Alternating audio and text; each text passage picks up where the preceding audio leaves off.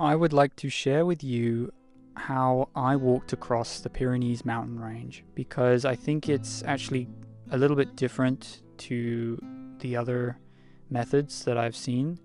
Most commonly, people know the trails, the GR10 and the HRP. I actually took a very different approach. I combined many different trails. The trip took me about 30 to 40 days of walking, but it was over the course of a year. I managed to get other friends to join me. Luckily, my family is actually based in Ariege. I've lived here for 4 years now. I get to use this place as a base. I'm not far from the Pyrenees.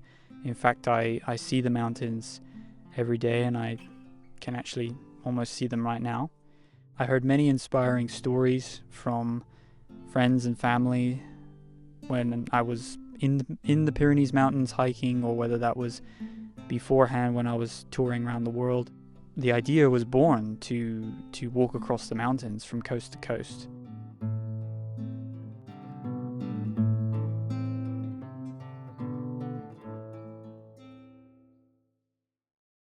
I want to share insights if you are researching to walk across the Pyrenees. I'll share all of the details about what I took with me, what camping was like, how much money I spent on the trip.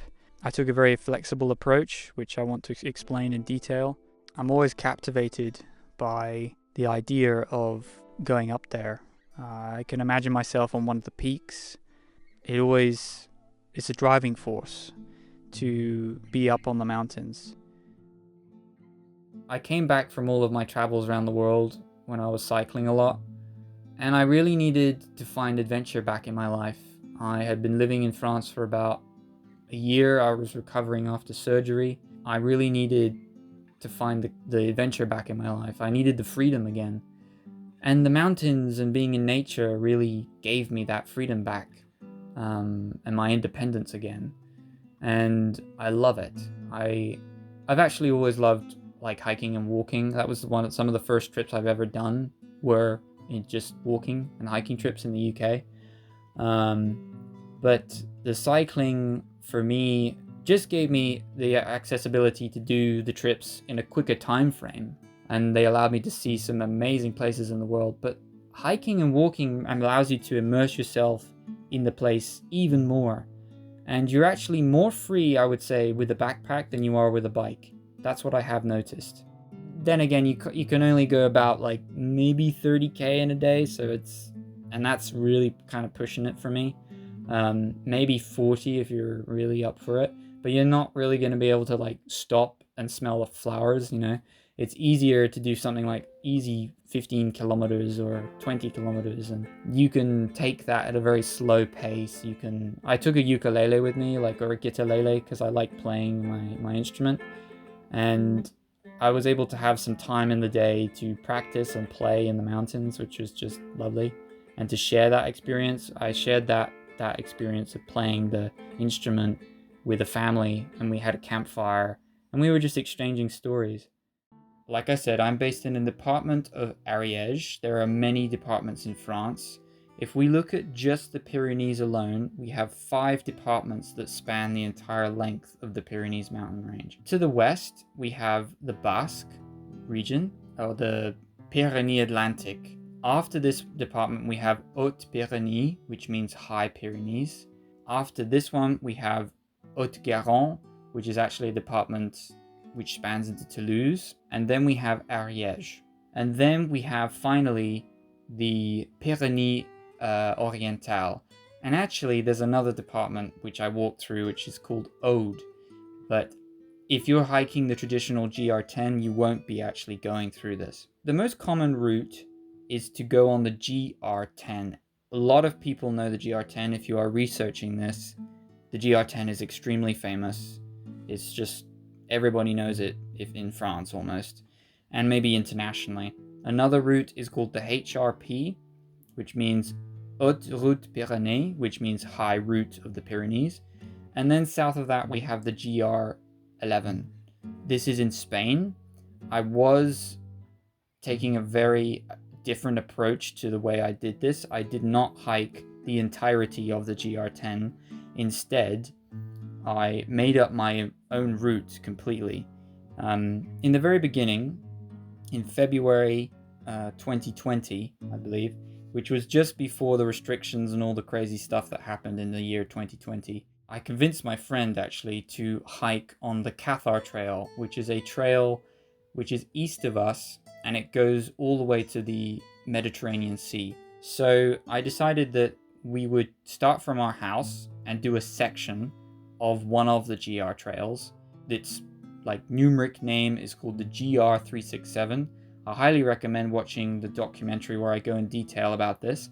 I would say the average time to do the full length of the trail is 10 days, and you can easily split it into 2 chunks, which is what we actually did because my friend had an injury that he needed to recover from, and we had a lot of storms at the same time. So we actually broke the trip into 2 sections. Luckily, I can do this. I live in the area. If you're living over in another country, this would be a little bit more trickier to do this. So I basically use my cabin in the woods where I'm currently based.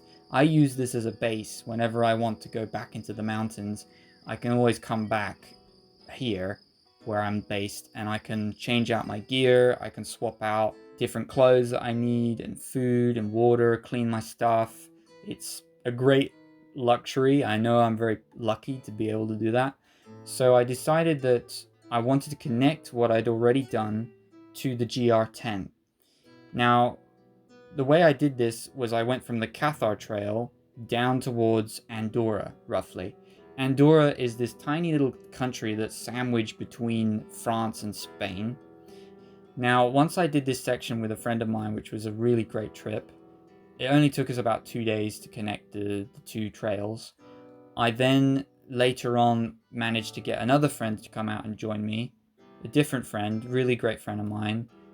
This was the first backpacking trip that he actually did, to be honest, and he was learning a lot from actually doing this. It was all very new experience for him. Then the next section which I wanted to connect would go roughly from Andorra, or this region, to the coast, Banyuls.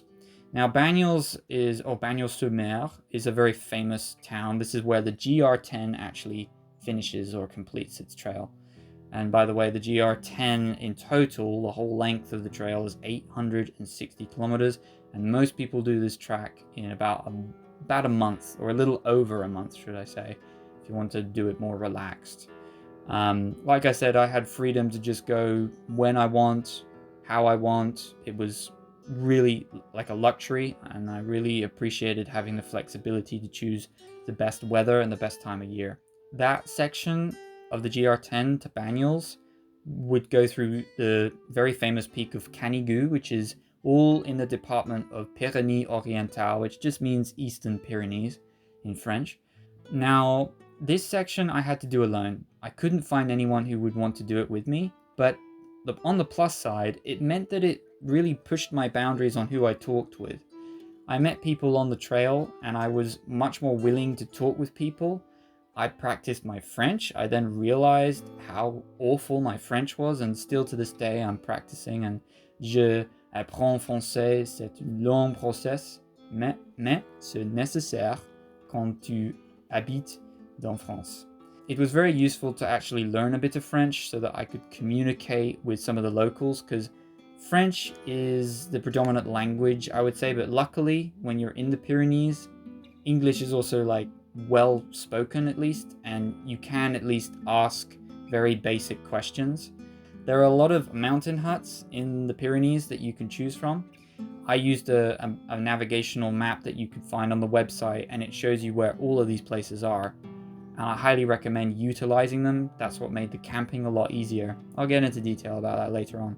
I met some nice people, and I was grateful for that. I completed that section all the way to Banyuls. I've also cycled across all of the Pyrenees, but that's an entirely different story I won't go into.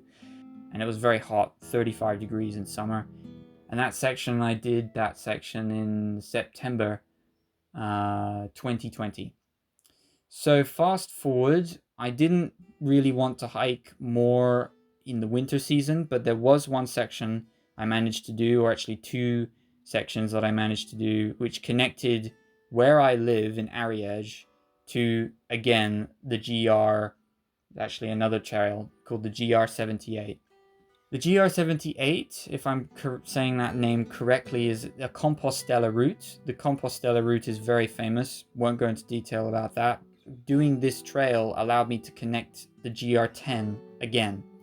So I needed to connect this, and it was basically going from Haute-Garonne, roughly, to through Ariege to where I live.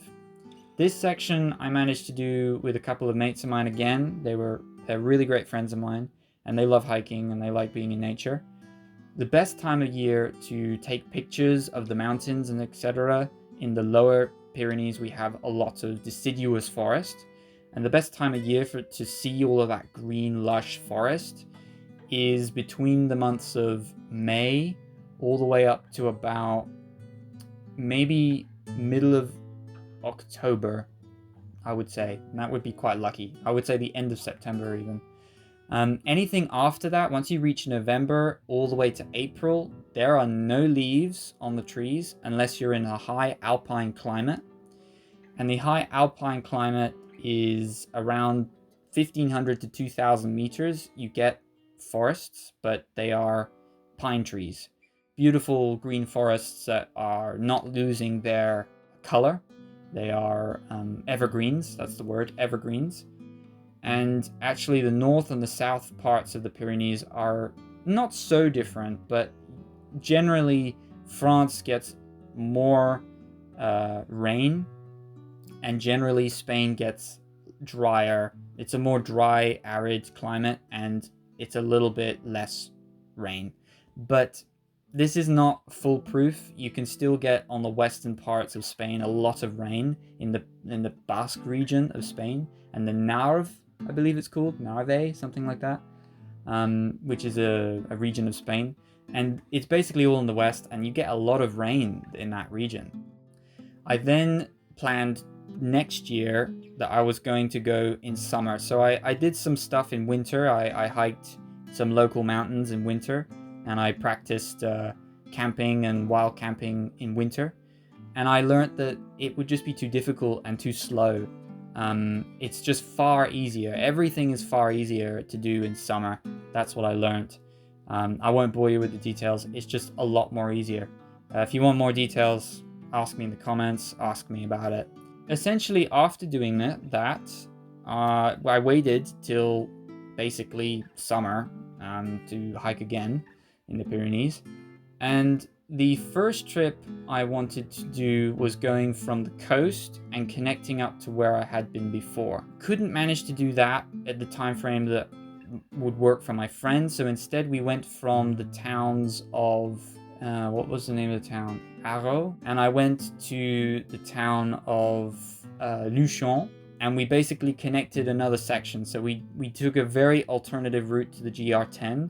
I planned a completely different route that was not recommended, but it was via a lot of my previous knowledge, I learned how to connect all of the trails. And it allowed us to do the trip in a shorter amount of time and also climb less in elevation. And we still went through some stunning scenery.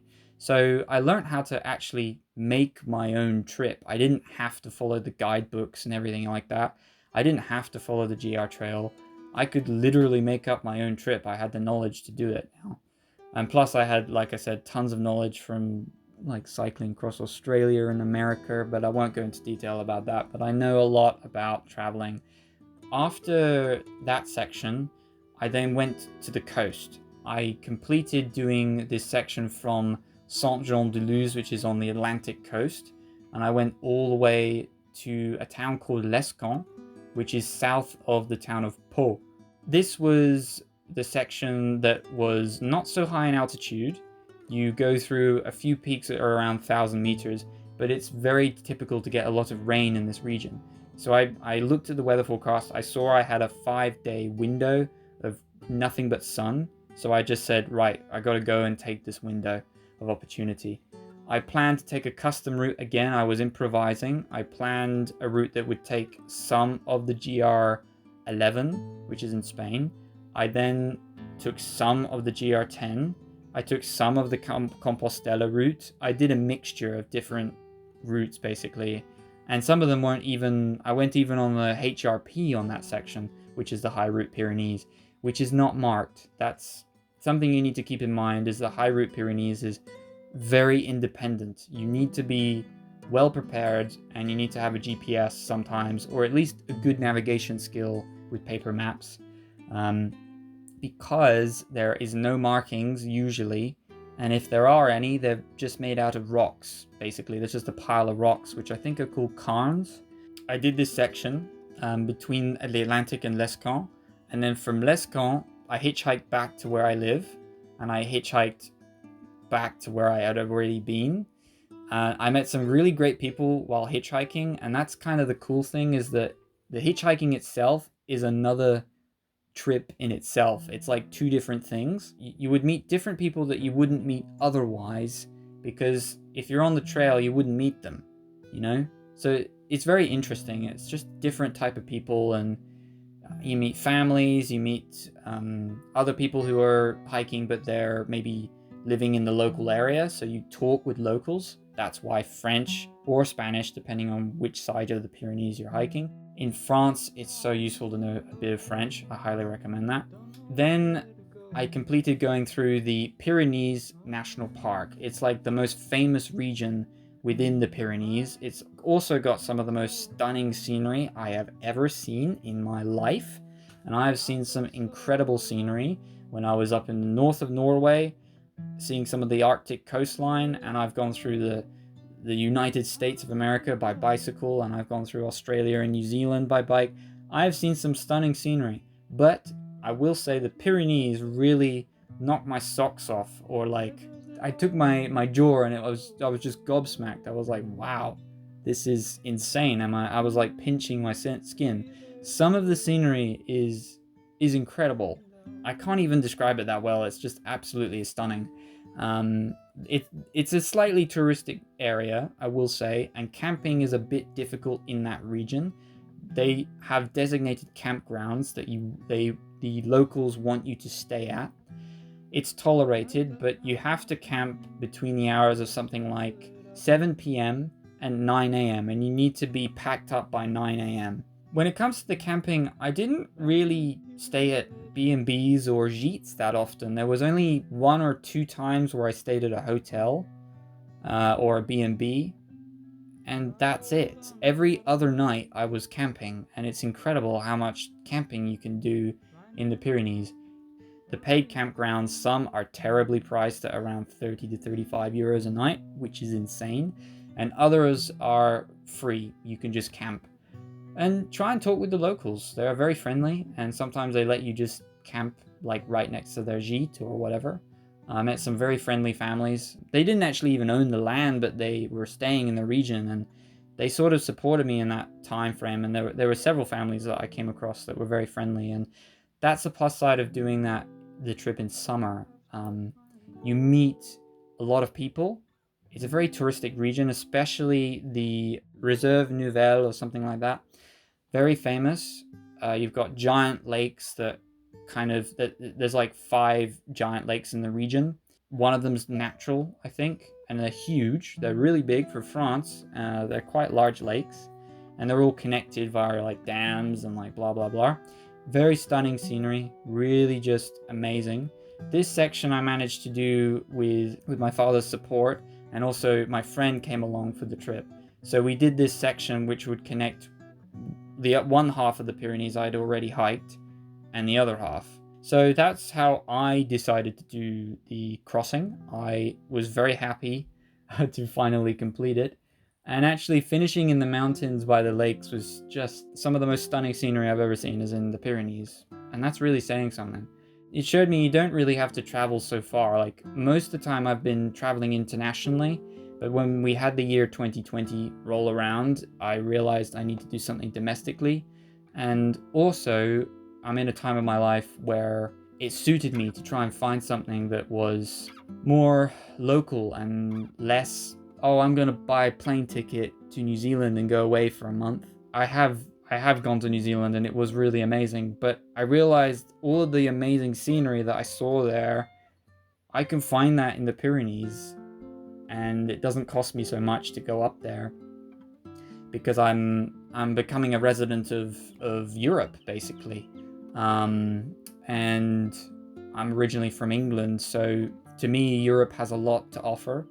There's a lot of beautiful scenery, and originally I was inspired by some friends who had already hiked the GR10, and I heard so many people who have hiked the GR10, but some of them don't like do the entire thing. For me, I wanted to really make sure I did the whole length of the trail. I didn't have to go specifically on the GR10. I gave myself the flexibility to go wherever I want, but I really wanted to make sure that I went from coast to coast. I really love doing that for some reason. I've been doing it for years now, going from coast to coast when I do my trips. And it's just an amazing feeling to see one giant body of water and then you arrive at another sea that's not the same. It's incredible. It's really a great feeling. I got the chance to interview both of my friends, and they are really great friends of mine who joined me for several sections of hiking in the Pyrenees. I wanted to share some of their thoughts and opinions on what they think about hiking.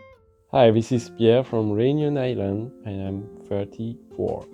We are recording now my interview from the Cathar Trail with Joseph. Yeah, it's also I think about fun in life, because as I said, when you are in this society structure mode, you have to work, you have to take care of your family, you have to do this and this and this. But if you put everything of that kind out of your mind and you just be yourself, you find maybe more fun with life. And it is also a good experience for me. So, my name is Martin. I was born in Toulouse the 17th of May of 2006. So, currently now I am 14. Hiking is a metaphor of changing a lifestyle by going somewhere. So, if you start by hiking, you may finish by changing your whole life. If you're not feeling good in somewhere, hiking might be the journey, the way to end that bad trip. Even just the sign of the GR10 is so many stories to write about. You only do errors if you try to do stuff. Because if you don't do anything, you won't get any errors. That's normal. But if you don't do anything, you won't discover anything. It's like these people who stay in their room for all the time, and a bit like you did, like you were before. But then you discovered something new, like biking, and you knew you had to go somewhere and do something. They don't feel enough strength to go out and to do things. But once they've passed that once they've done the first step, then it's just a whole world to rediscover. There's no other word than that. Just like take your bag, organize something and go. And if you get trouble, or very bad trouble, you could just go back. Yeah, there's nothing to lose. Just go up there and you'll find something that's amazing and incredible. Let's go into some details about what I took with me. How heavy was my bag? Did I use paper maps or GPS? Let's answer some of the questions that you might be having.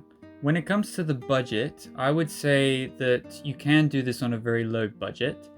When you're doing stuff like hitchhiking instead of taking buses and trains, that really reduces the cost. And also with the restrictions that we've had in 2020, that was also recommended. But hitchhiking was tricky in 2020. 2021 has gotten a lot easier to do it again, which is great. In terms of cost, I think I spent something like 70 to 60 euros a week on food. And then, like I said, with camping, I spent very little. I spent as little as something like 5 to 10 euros on camping, and most nights were free. So accommodation didn't cost me a lot. When you're having a gîte though, those can be quite expensive. Gîtes can cost something like around 50 euros to 40 euros minimum. I recommend if you're traveling in a pair, you can get 2 beds for in one room for 50 euros, and that's a good price, I would say. I didn't stay at many hostels, even though I wanted to stay in the hostel to meet people. I felt that it's kind of a breeding ground for bacteria and bugs and things like that. bed bugs, so I didn't really want that in my gear, and I thought it was easier and cleaner to actually camp, personally. But that being said, sometimes you need to stay at a hotel or a B&B. Food-wise, I would just go to an épicerie, which is basically like a small corner shop, and I would spend something like 10 to 15 euros for my 4-day food package, you could say. And like I said, I probably spent something like 60 to 70 euros a week. And then in total, you could say purely just for food and accommodation, I probably spent something as little as 300 to 400 euros for the month. So the trip in total, if you included the gear, if you included the standard costs of living basically for food and accommodation, I recommend some insurance. You are going to be hiking in the mountains. In total, you're probably going to spend something like 800 euros minimum, all the way to 1,000 euros for the entire trip. So firstly, when we talk about the gear, it's all very basic and budget. I basically have Decathlon down the road from where I live. Decathlon's where I get all of my sports gear, almost. There's only a few items that I get on Amazon. The nice thing with Decathlon is they've got warranties, it's good prices.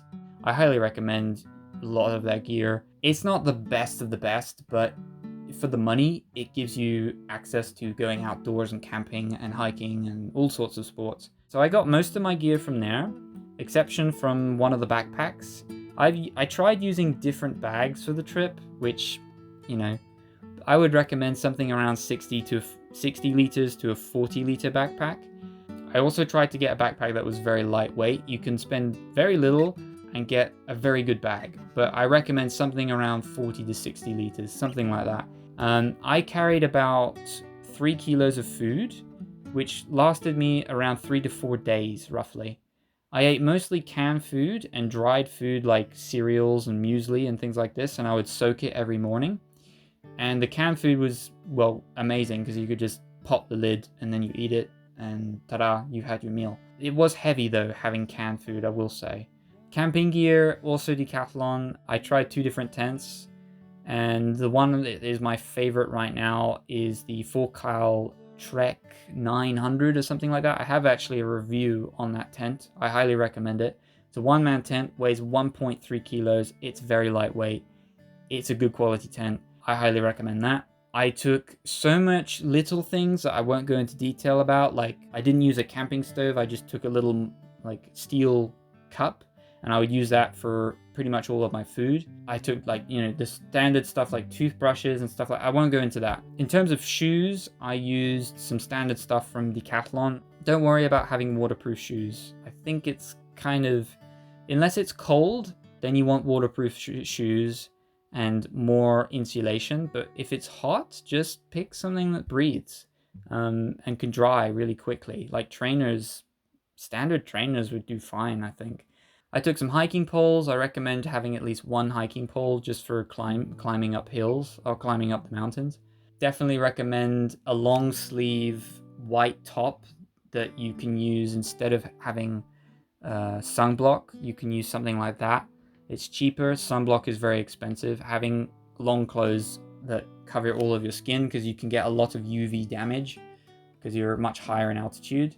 Clothes-wise, I recommend taking 2 pairs of clothes that you can change, one for the night, one for the day, and something that's breathable, obviously, something that dries quick. I have these 2-in-1 trousers, or as we say in Britain, or pantalon in French, that can change into shorts. They're amazing. I also recommend sunglasses, standard stuff. Air mattress is far more comfortable for when you're camping. Even buying a pillow, I'd probably recommend that. In terms of water, I carried something around 1.5 liters of water. I had another backup, which was like 500 ml plastic foldable bottles. So in total, I could carry 2 liters at one time. There's a lot of water in the mountains, so you don't really need to worry about it. There are some sections where you'll be without water for about 5 or 6 hours. I always made sure whenever I slept for the night, I would try and find somewhere that would have a water source, basically. So either a refugee or camp by a river.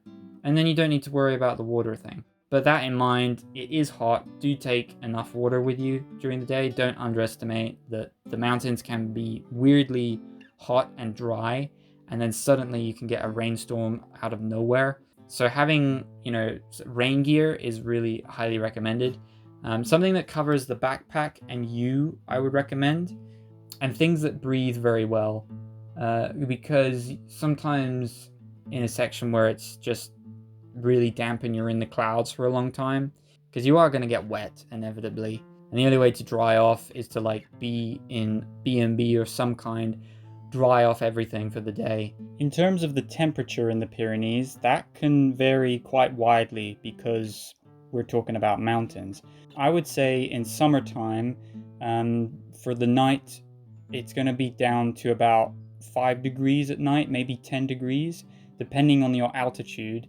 The more you climb in altitude, every 1,000 meters, it changes by about 5 degrees, I would say. But on average, the temperatures in summer are about 15 degrees all the way up to about 30 degrees. And then at night, that can change. It can drop down to as low as 0 degrees, depending if there's a lot of wind. That can change the temperature. So personally, in terms of degrees Celsius, for camping, I took a 0 degree down sleeping bag. It's very lightweight. It weighs like 800 grams. And then I had a sleeping bag inliner. In terms of the temperature in winter, that's even way lower. You can get temperatures as low as -15 or -20 if you're really unlucky. During the day though, you can get like 5 degrees and a lot of snow. The Pyrenees is really stunning in winter, I have to say.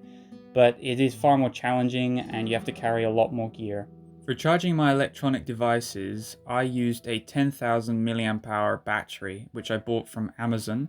And I had just a simple wall plug, which was from my phone, which is a 2 amp hour charger. And that was a good ampage for charging it fairly quickly. I think my battery bank took like 5 hours to fully charge. And then I had 3 days worth of electricity or power for my smartphone, which has a 4,000 milliamp hour battery. And the battery saver mode in it was very good. I used airplane mode a lot. And I also have a small smart watch. It's more like a smart band actually, and it just tells me the time and tracks my distance throughout the day. And I used my smartphone for navigation. I used it for contacting and calling people, obviously, and also as a camera. So everything that you see and hear in this recording is actually from this phone. It's just an amazing workhorse. It's a really amazing tool. In the future, I'd like to experiment with using solar power again, because I did feel that I would like to be more independent in terms of where I can go and not having to worry about if my phone is going to run out of battery. And I've been testing out a solar panel from Decathlon, which is a 15 watt panel. It's maybe not for every trip that you do, but I think it would be really useful because that way you don't have to worry about, oh, my phone's going to run out of battery. There's plenty of sunshine when you're high up in the mountains. In terms of the GPS and the paper maps, I use mostly my phone. In terms of paper maps, everybody uses IGN around here, and they only cost about 10 euros per region. My bag was in total 15 kilos. I could not get it any lighter than that, and I'm including food and water in that scale, basically. I've spent a lot of time and effort and energy to try and reduce the bag as much as possible, but in the end of the day, the only way to really reduce the weight is if you spend 1,000 euros or something like that, to really reduce the weight, or you're cutting a lot of corners on the gear that you take, and I'm not willing to do that. I need to have a certain level of comfort for sleeping wise when I'm camping. I want gear that works and it's effective. My gear in total is probably about 500 to 600 euros, I would say, roughly. To do like 2.5k, and let's say you're climbing 300 meters, it's going to take roughly an hour. So the climbing usually takes longer, obviously, and the descents are really quick. You'd be surprised how far you can cover in a day if you're descending the whole day. My averages were something around as little as 15k all the way up to 30k. Most of the beautiful views and the stunning scenery is way high in the mountains, so like 2,000 to 3,000 meters is just amazing in the Pyrenees. It's absolutely stunning in that altitude. And the climate changes a lot around that altitude. So that's roughly how far I did in a day. Half the trip I did alone, and the other half I managed to convince friends to do the trip with me. And like I said, I really wanted to do the trip with people. I've done a lot of trips previously, and let me tell you, I value people's company a lot. Whether that's a stranger or a best friend of mine, or whether it's my dad joining me for one day, I value having company. I really care about that. Human interaction and socializing on the trip is very important to me. Otherwise, the trip can be very stale and you're really alone with your thoughts, you know? So I really care about sharing the experience with someone. Rather than eating all the cake on my own, I care about sharing that cake with someone else. One time when I was climbing up one of these 3 passes I was trying to do in one day, which was insane. I was climbing like 2,700 meters in total. It's a lot. It takes a long time to do that many meters in a day. Out of nowhere, through the mist, this firefighter from Madrid came by, and I had a chat with him. And he was this pretty fit guy. His name was Armando. He really felt like my angel that just came out of nowhere and gave me that motivational boost to like get to this refuge, to get to the top of the lake and like camp for the night. And it was funny, I was really thinking in my head, I really need some support right now. I wish someone was around. And then suddenly out of nowhere, that just manifested. Sometimes I would think in my head, I need some support right now. Like I want to meet someone and like talk with them. And then completely, almost within a few hours or the next day, that happened. Maybe it's all subconscious. I don't know how that works, but it was just really amazing to experience that. I had that with another family. I was looking for a place to pitch for my tent for the night, and they were renting this gîte, and I said, can I camp here? They said, yeah, why not? And I got to sharing my stories of traveling the world, and I shared my instruments, sharing the music with them. I want to also thank the friends and family who have helped support me on the trip. When you can get some friends to join you, it's a really fun time. For example, the camping is a lot easier when you have each other. Even to this day, wild camping always feels like, is this going to be easy? On the plus side, you sleep a lot better when you've got like another person camping with you. And you just learn like to get comfortable with wild camping, or bivouac, as they say in French. Capturing the moments and printing them off in a book, I highly recommend doing that. And I'm grateful for all the people that gave me a lift to the mountains. Hitchhiking is generally accepted in the Pyrenees. Once you get through that confidence bubble, you know, where you're a bit nervous and you take that first step forward, that's when things get easier. It's always starting the engine, which is the hardest thing. But the freedom and the independence that it gives you and the nature that you can see, especially in these mountains specifically, is just amazing. No other words to describe it. Anyway, that's me sharing my trip across the Pyrenees. Hopefully it's helpful to someone. We're at 10,000 subscribers, which is amazing. If you can support the channel by donation, that would be great. I really appreciate that because I'm sharing a lot of knowledge all about the stuff that I care about, which is like being outdoors and being in nature, camping, cycling, you name it. There's tons of different tutorials that I've made in the past and all different documentaries as well. Oh, and by the way, I hope you enjoyed the music. That's me playing with a friend of mine. I love guitar. I see these mountains every day. I love them, and I've learned a lot from them, and they're always there for me. You know, the mountains are always there.